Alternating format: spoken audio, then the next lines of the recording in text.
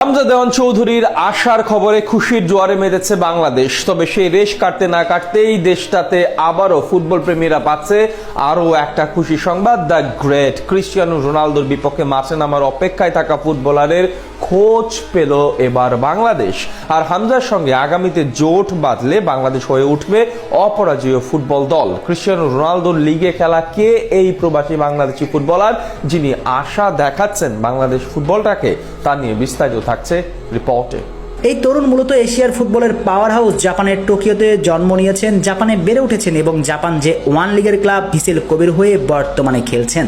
রিকো তো প্রথাগত একজন সেন্ট্রাল মিডফিল্ডার, মধ্যমাঠে দাঁড়িয়ে বল পায়ে যেন তিনি শিল্প আঁকেন। তার শৈল্পিক ফুটবল জাদুতে বুঁদ হয়ে তার শৈশবের ক্লাব টোকিও ভার্ডির সমর্থকরা তাকে আর্জেন্টিনার কিংবদন্তি ফুটবলার জাদুকর রিকো এলমের সঙ্গেও তুলনা দিতেন। আর আশার বাণীটা হচ্ছে এই তরুণ জাপানের জন্ম এবং বেড়ে ওঠা হলেও তিনি মূলত একজন বাংলাদেশি বংশভূত।